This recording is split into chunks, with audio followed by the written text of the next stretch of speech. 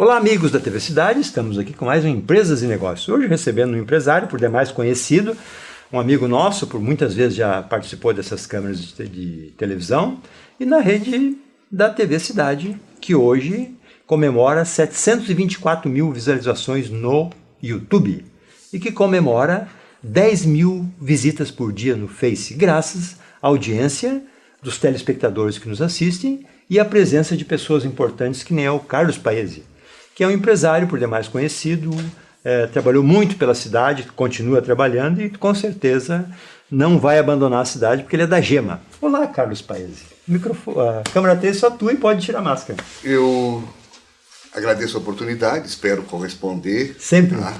E a gente está à disposição, a gente tem uma visão crítica, a gente tem alguma coisa assim de passar e ficar observando as coisas. A gente não tem aquela... não consigo ficar quieto. Não Posicionamentos fortes. Não consigo ver as coisas acontecerem de forma errada ou deixarem de acontecer. E assim a gente se envolveu quase 20 anos atrás na SIX. Ingressamos na SIX e começamos lá na tesouraria, depois a gente foi vice-presidente, depois voltamos para a tesouraria, da tesouraria acabamos presidente. E hoje está no conselho. E hoje a gente é conselho, em função até do cargo de presidente, tu tem um tempo que tu fica dentro do conselho. Dentro da SIX a gente trabalhou o FENAQIV. Uma bela FENAQIV. Eu acho que a maior de todas foi realizada na nossa gestão. Ano? Tem que voltar 8 anos, que são mais 9 anos atrás. Foi... A gestão inclusive o presidente não foi antes dele. Não foi exatamente na dele. Gestão foi na primeira, a última, né? Primeira administração Clayton. Não foi a última? Isso. E inclusive o presidente da FENAQIV naquela época é o atual nosso prefeito municipal. Foi o que auxiliou muito nós naquele trabalho. Fabiano Feltrin. E batemos recorde de visitações. De tudo. Bom, resumindo, chegou uma determinada tarde que nós tivemos que fechar, no domingo à tarde, nós tivemos que fechar os portões porque travou. Não iam para frente e nem voltavam. Ou seja, engarrafou. Engarrafou dentro dos pavilhões. Pouco sucesso, né? Não, nunca aconteceu. Teve alguns outros fatores que auxiliaram. Aí nós tivemos a Rádio Espaço, que na época colocou um posto lá dentro, é um fazia canhão. Transmissões, e aí aquilo... Rádio Espaço é um canhão, né? A programação acontecia lá dentro, o próprio presidente também era uma pessoa que estava em boa evidência, né? Ele tinha penetração em todos os meios de comunicação, então foi uma série de fatores que na conjuntura total explodiu, deu o sucesso que foi naquela época. Dentro da SIX acredito que a gente fez um bom trabalho, mas nós tínhamos algumas posições, vamos dizer assim. Quando a gente assumiu, a gente colocou que ia trabalhar pro empresário e não para... Nós íamos trabalhar defendendo a classe empresarial. Que é a finalidade da SIX. Finalidade da SIX. E acredito que a gente tenha feito um bom trabalho nisso. Sempre tivemos posição, não é aquela coisa de ficar em cima do muro para saber porque é Pedro, Paulo, Maria. Nós não, até não me provarem que estão errado, eu estou certo. É isso me aí. Provarem que estou errado... Próximo assunto. Vamos lá, vamos para frente, vamos modificar. Eu quero lembrar, né, nesse fato que o prefeito anterior, por algumas acusações, que tu não estava tomando o remédio certo, mais ou menos isso, né? Eu não sei se era eu que precisava tomar aquele remédio ou era ele, né? Mas vamos fazer assim, isso é passado, são pessoas que, vamos dizer assim, que graças a Deus a sociedade depurou. Né? Primeiro prefeito impeachmentado da história da cidade. Mas foi uma sucessão de erros de gestão, coisa assim, se julgavam grandes gestores, coisa assim, e na realidade não era tudo aquilo. Tem coisas boas que aconteceram, tem coisas muito boas, teve coisas ruins, e infelizmente as ruins superaram as boas, vamos dizer assim. Inclusive em valores até, né? Como é que eu vou te dizer assim, ele se assessorou mal. A primeira gestão dele, que ele foi reeleito, a primeira gestão dele, ele delegou, ele delargou. Ele foi até, vamos dizer assim, bem. Tá? Ele delargou, Carlos, ele não delegou. Na segunda ele se assessorou mal, infelizmente, e houve uma falha dos outros partidos concorrendo com ele, porque talvez ele nem se reelegesse, mas isso tudo faz parte da história, aconteceu, passou, vamos guardar isso como experiência para não deixar acontecer de novo. E bola para frente, vamos, que nós estamos precisando crescer, nós precisamos trabalhar, nós precisamos gerar emprego, nós precisamos de uma reforma tributária, que a gente já viu que eles já estão fazendo maracutaia lá em cima de novo. Não vai sair agora. Eles já tiraram aquele processo, aquele projeto que tinha lá dentro. Quer dizer assim, existem muitos interesses, como dizia aquele velho cidadão. Leonel de Moura. E a gente percebe que existe o mundo, infelizmente, pensa no seu umbigo. Cada um. Eu não vou dizer que é o povo todo, mas a maioria do povo pensa no seu umbigo. Tu vê a pessoa criticando porque o asfalto, porque o calçamento, porque a rodovia, porque a saúde, mas é tudo quando ele está com algum problema. Se ele não tem, está tudo bem. Quando não atinge ele, tudo certo. Isso não é comigo não aconteceu, comigo não vai acontecer. A gente vê as coisas acontecerem no dia a dia, né? Agora nós tivemos aquela fatalidade em Santa Catarina. Sim, muito triste. A gente não vê aí os direitos humanos ir lá defender aquelas crianças que morreram, a família daqueles que morreram, até a própria criança, porque tem 18 anos, coisa assim. Eu não vou dizer que ele já esteja formado como cidadão, coisa assim. Mas sabia o que estava fazendo, né? Já é responsável. Bullying. Bullying todo mundo sofreu, sempre sofreu. Tu era magrão, tu era o alemão, tu era o gringo, tu era o... Sempre todo mundo teve isso, quer dizer, isso não... E crescemos bem, né? E estamos aí. É isso aí. Já estamos ficando velho, cabelo branco, alguns sem cabelo. Uns raspam para não aparecer que é branco. Mas a gente viveu e ultrapassou isso e continuamos amigos de todo mundo que a gente conviveu naquela época. Dá até satisfação quando a gente reencontra coisa assim. Cria uma amizade mais profunda, né? E não dava nada. Eu não vejo como um motivo para isso. Isso a pessoa tem algum problema, vamos dizer assim, algum distúrbio mental, alguma coisa assim, para chegar nesse estágio que se chegou. Esse é o nosso país, num resumo. Então a gente tem lá um congresso que está tentando, de uma forma ou de outra, não deixar o presidente trabalhar. Ou fazer ele sangrar até a próxima eleição e perder? Não sei se é por esse caminho, eles estão tentando não deixar ele crescer. Tem duas frentes certas ali, Carlos, pelo que eu vi na imprensa de modo geral, né? Ou derruba ou faz ele sangrar para perder, né? E para negociar as verbas, lógico, né? Aí nós temos uma justiça que, infelizmente, esse nome não serve para ela, porque eu vejo como injustiça, porque se o cara roubar uma galinha, ele vai ser preso. Agora, os caras fazem tudo aquilo, eles anulam um processo, daqui a pouco nós vamos responder uma ação civil para todo brasileiro pagar uma indenização para o cidadão que participou de todas aquelas maracutaias. Roubou declaradamente, o maior roubo da história do mundo, né? E aí nós vamos ter que indenizar ainda.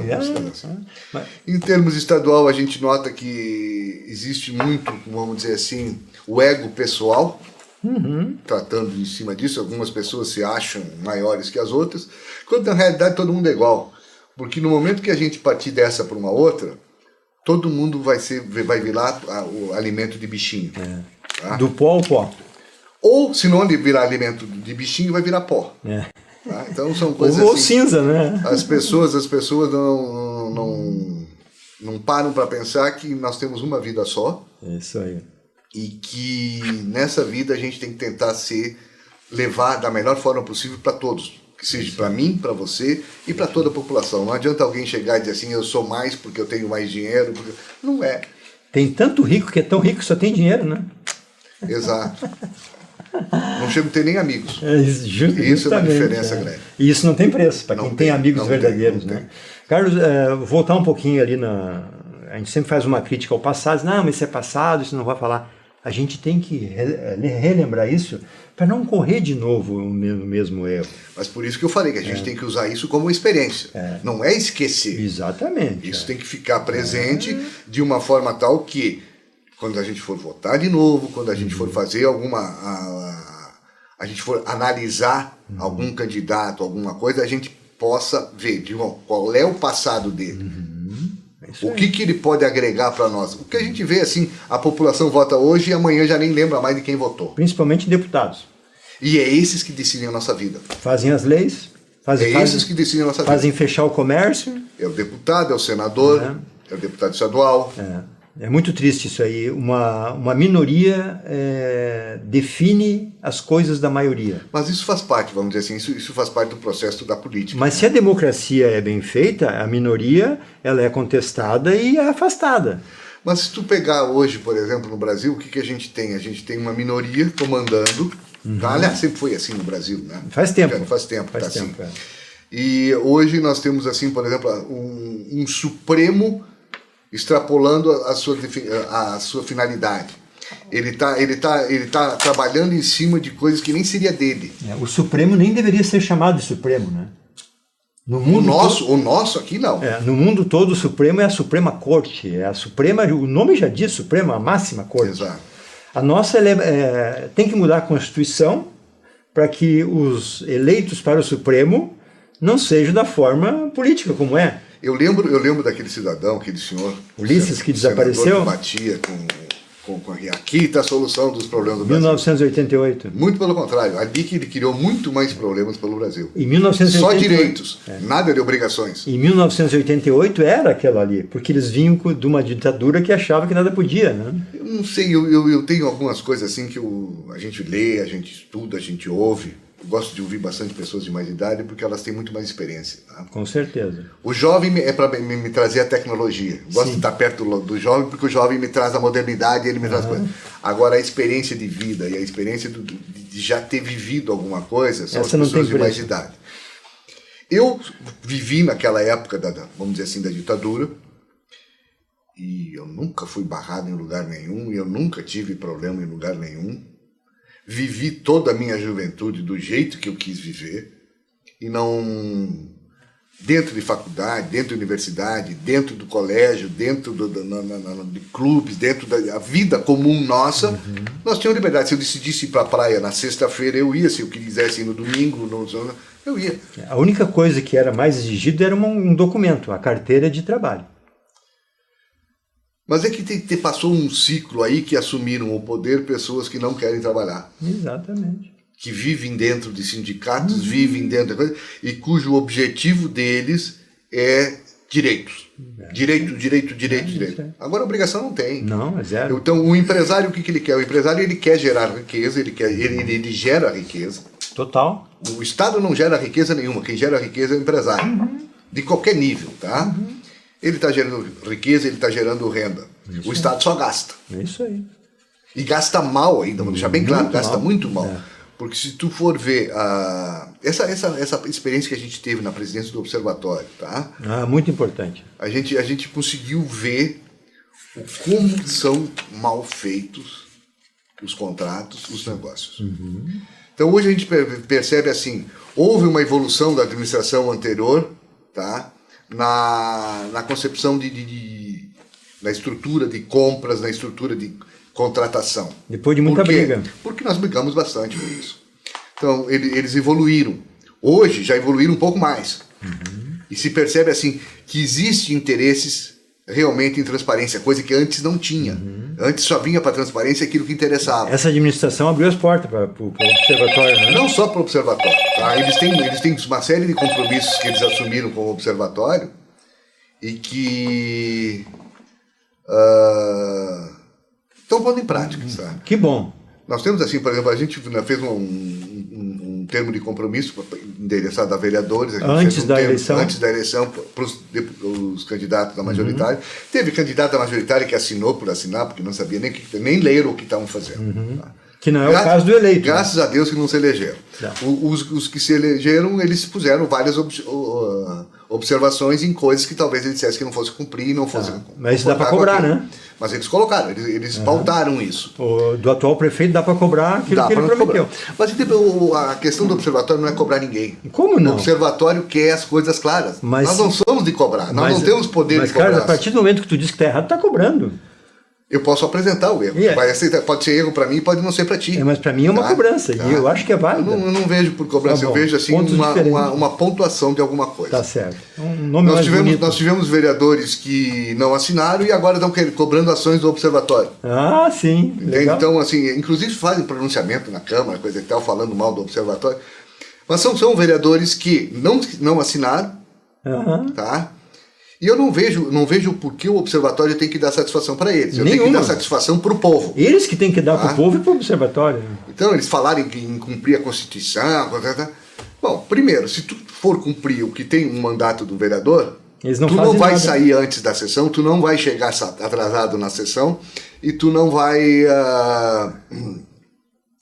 faltar com a moral e a ética da coisa. Tu não vai pensar só no teu partido. E principalmente fiscalizar e não se submeter às vontades. Exatamente. Tem aquela coisa de ser naquela conceitualização de... Base aliada. Eu sou do meu partido, eu não posso falar. Não, não tem isso. Ele é eleito pelo povo. O observatório agora vai fazer tem um projeto que a gente estava... Já tínhamos iniciado junto com a Cix Jovem, onde a gente vai trabalhar em cima da Câmara de Vereadores. Vai ser apresentado agora na Câmara de Vereadores, onde outras cidades já colocaram em prática e... Quem é que fala sobre esse projeto? A gente traz eles aqui para falar sobre isso. A própria Raíssa, o José Maganin, eles vão falar, eles estão tocando. Faz essa ponte para mim lá. É só tu pegar o... Mas eu convidei agora, recentemente, isso aqui é uma crítica ao presidente, porque eu convidei eles para fazer o quadrimestre aqui, eles não vieram, só me mandaram um PowerPoint. PowerPoint eu não vou mostrar. Vou fazer essa ponte para eles virem. É uma crítica ao Observatório Social, meu amigo Maganin. O José Maganin é uma excelente pessoa. Eu tenho certeza disso, já teve aqui. Técnico, uma pessoa técnica, uma pessoa corretíssima, justa, não tem nada de... Quase um CDF. Não chego nesses temas, sim, mas é uma pessoa que, por exemplo, que tem posição, que defende aquilo. Da nossa gestão, por exemplo, assim, te dou certeza que em 80% de todo o trabalho ele participou. Que legal. É uma pessoa competentíssima para isso. Está fazendo pela cidade. Tá. E a gente vê assim, então, é um projeto onde vai ser outras cidades colocarem em prática, onde eles têm uma avaliação anual, ou quase do mandato, de vereador por vereador. Que legal. Quanto ele custa para a comunidade? O que ele produziu? Quanto projeto ele apresentou, o que ele apresentou, se ele teve eles não presente. Vão gostar. Tá? Não, eu te digo assim, todos eles sabem porque a gente apresentou nesse termo de compromisso para eles sabiam que a gente ia apresentar isso. Que legal. Tá? Então, isso não é Farroupilha, isso é nível Brasil. Farroupilha está começando a entrar, já temos lá umas 10, 12 cidades que já implantaram e nós estamos indo na balada. Tu já viu falar no Meu Voto Vale? Meu Voto Vale, uma instituição de Curitiba. Nós temos um programa aqui que eles já estão apresentando isso aí. Nós já oferecemos para 4 vereadores, nenhum quis. Um de Garibaldi já quis. No Paraná tem vários que estão fazendo isso aí. A gente tem que cuidar muito, esse tipo de coisa me preocupa, esse tipo de ação, porque existe aquela projeção pessoal. Existe muita coisa assim. Por exemplo, eu aprendi a ser crítico, e por estar fora da política, né? Então eu aprendi que sempre tem que ter um pé atrás para poder mensurar se a pessoa tem interesse pessoal, ou se ela quer projeção, ou se ela realmente está abraçando aquela causa. E a gente teve várias decepções. Com certeza. Então eu digo assim, eu sempre tenho um pezinho atrás. Muito bem. Tá? Respeito a posição de todo mundo. Claro. Tá?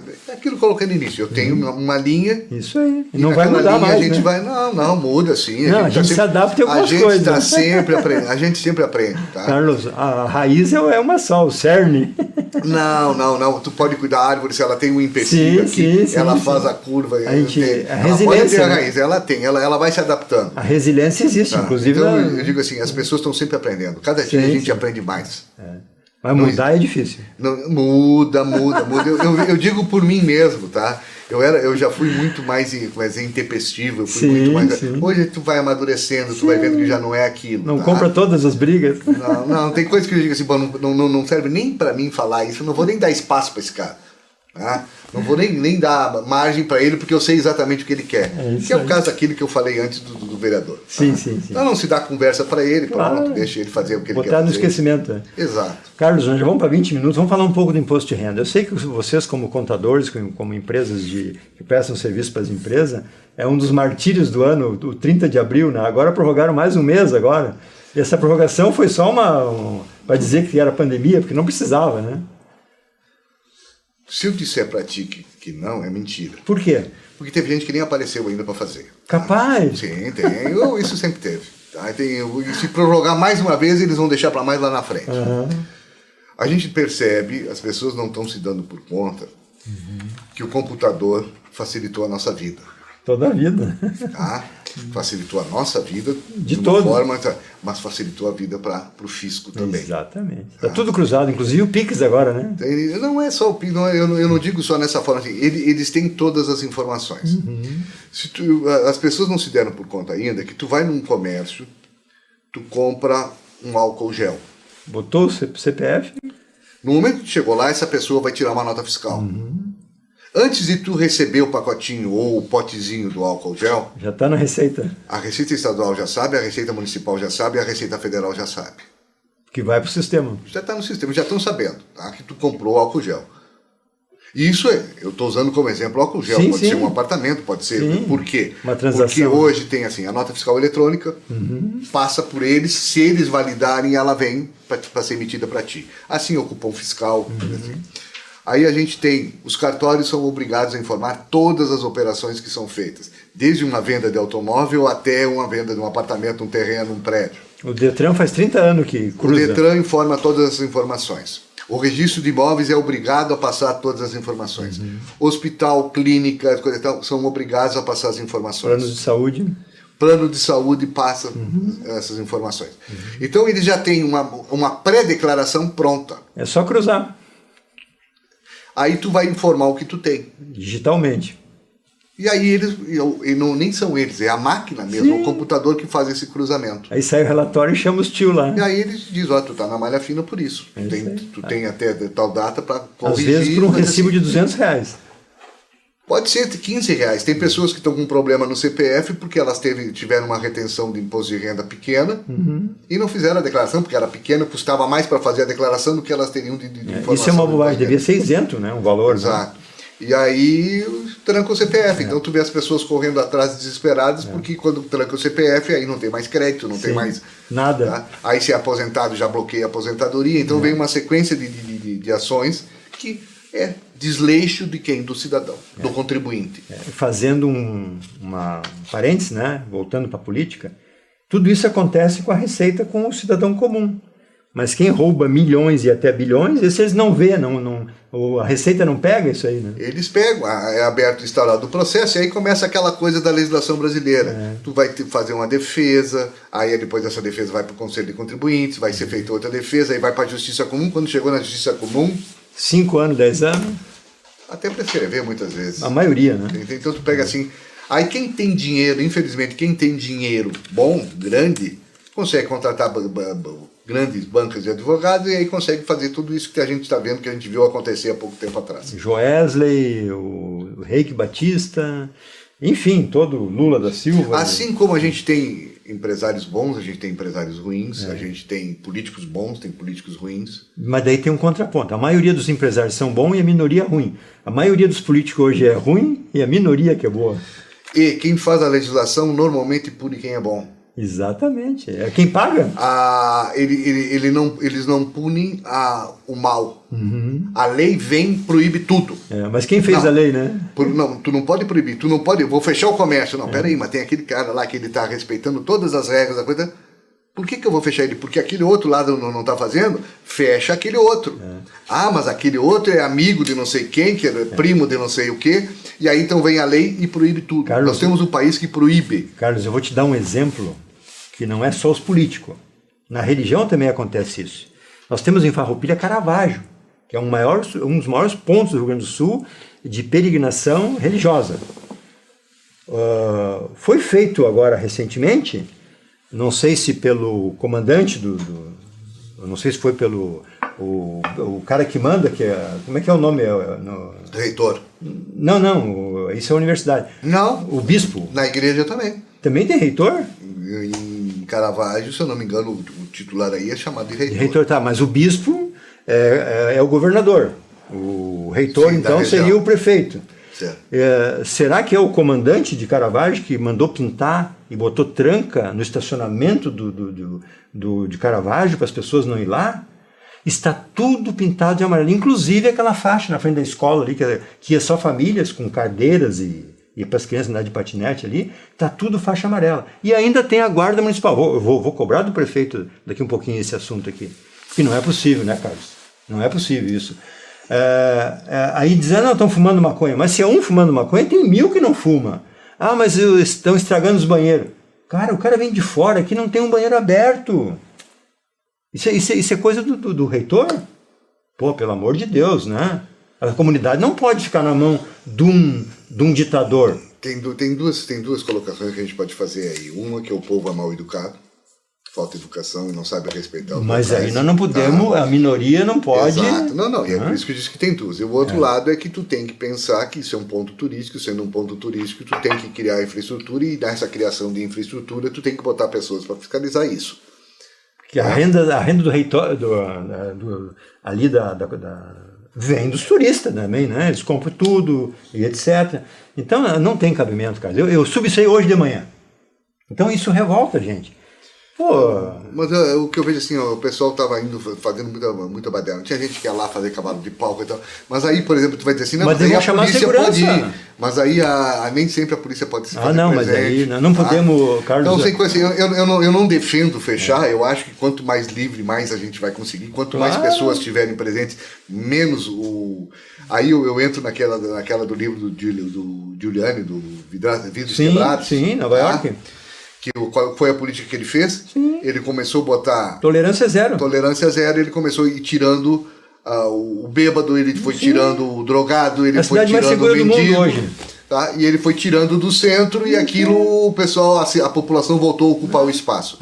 Por que as cidades, de um modo geral, não fazem mais calçadão nas vias centrais? A Rua da Praia, por exemplo, se tornou prática de assalto, tudo porque não tinha movimento, não tinha trânsito. Ela virou um camelódromo.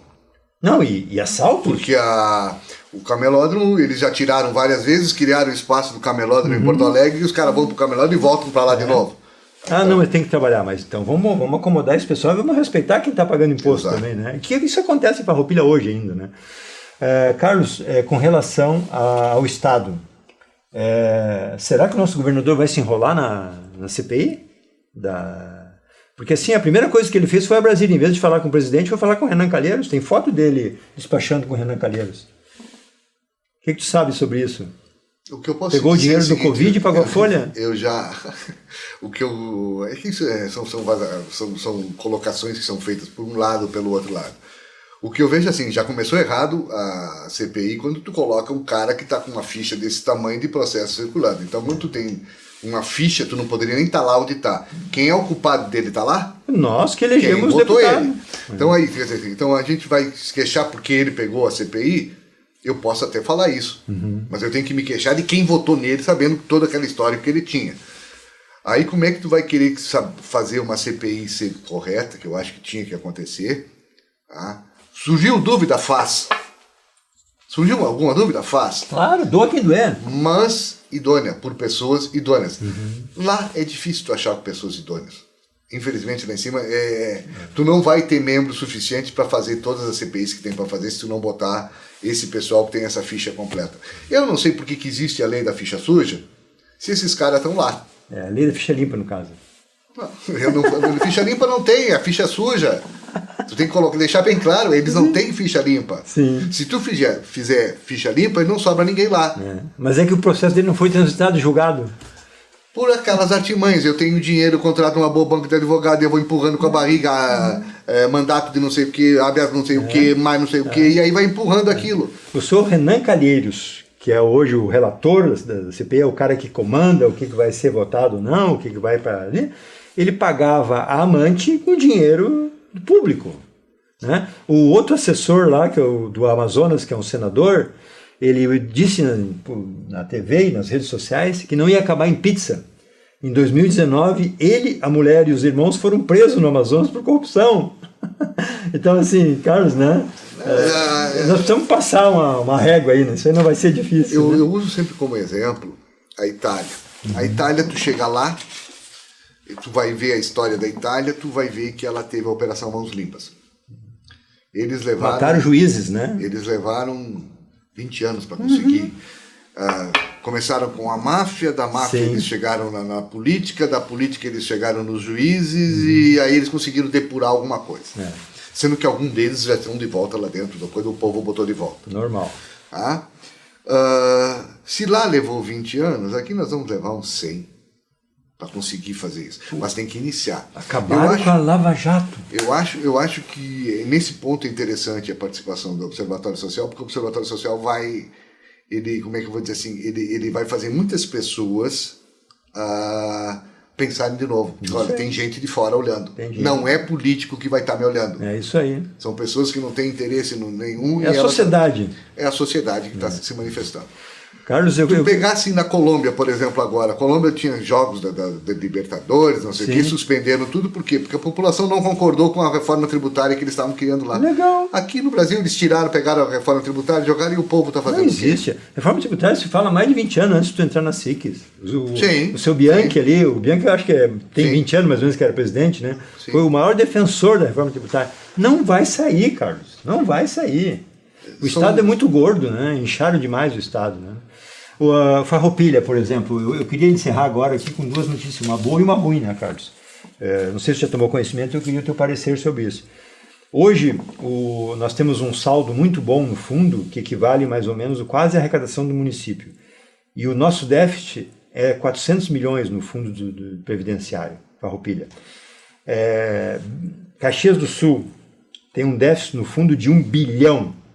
Tu tem ideia de quanto é que é o orçamento de Caxias? Eu não lembro. Não. Mas é 1,5 bilhão no mínimo, né? No mínimo. Deve ser por aí.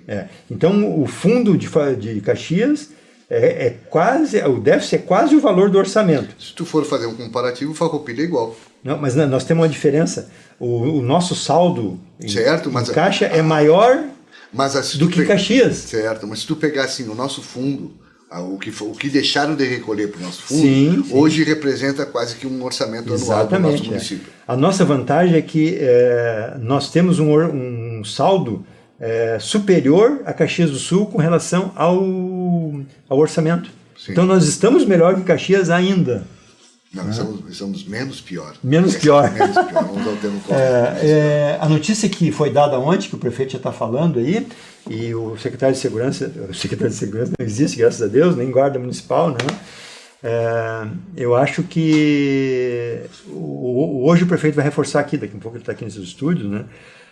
Tivemos um superávit no primeiro quadrimestre de 7 milhões, sem contar o IPTU que não entrou, 1 milhão que foi gasto numa retroescavadeira, não sei como é que se chama aquilo lá, né? Motoniveladora. E também diminuiu a arrecadação com relação ao ano anterior. Então, se tivesse tudo igual ao ano anterior, nós teríamos um superávit acima de 10 milhões. E o que tu atribui a esse sucesso nesses 4 meses da nova administração? Alguma economia em termos de pessoas, assim, vamos dizer, algumas ações. Eu vou ter que cruzar isso de novo com a ação do observatório. Tá? Vai, filho. O Observatório Social ele está amarrado em função da pandemia. Amarrado por isso que não...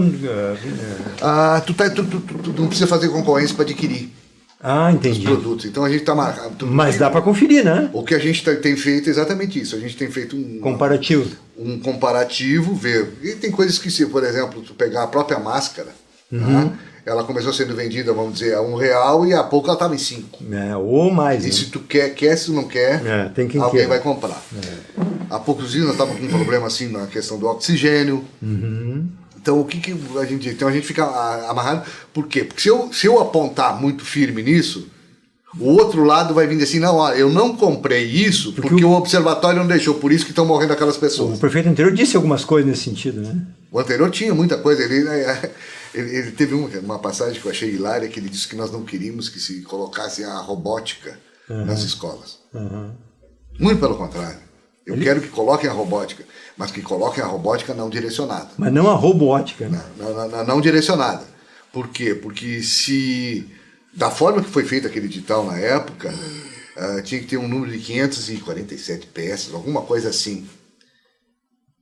E nenhuma empresa que faz isso tem mais de 500 peças. Nem a Lego, que é uma empresinha mundial, uma empresinha pequenininha mundial, nem a Lego tinha isso. Então a gente apontou que aquela licitação ela estava direcionada.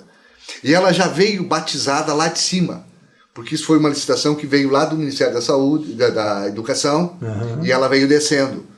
E aí a gente começou a conferir, a gente descobriu que o edital era exatamente igual lá de uma cidade lá do Nordeste, que eu não lembro mais nem o nome, nem sabia que existia aquilo. Só foi tirado, foi feito lá o Ctrl+C, Ctrl+V, Ctrl não sei o que, tira o nome da cidade, põe Farroupilha, e às vezes esquece até o nome de tirar o nome. Exatamente igual. E por coincidência, todas as empresas que participaram daquela licitação, as 3 empresas que participaram eram da mesma cidade e as mesmas empresas que participaram daquela licitação. Então era robótica, não era robótica. Eu não vou dizer que era roubo, tá? Mas eu vou colocar assim, ela era direcionada.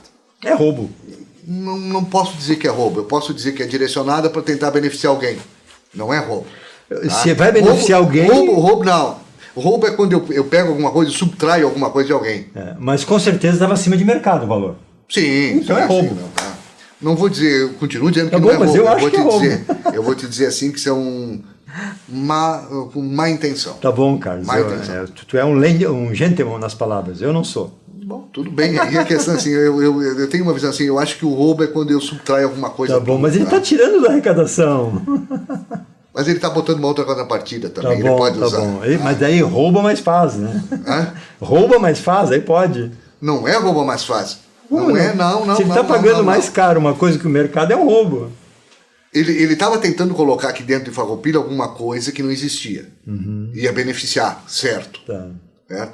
Só que o que a gente discordou daquilo era de que aquilo estava direcionado para o Glacir ganhar. Mas se o Glacir Qual o interesse do Glacir? Eu não sei. Mas se o Glacir deu alguma coisa para alguém assimilar, bom, aí é outra coisa. Naquela, eu posso trabalhar naquele dado inteiro. Dentro da lei, dentro da formalidade. Não estava legal. Mas na ética a gente sabe o que é, né?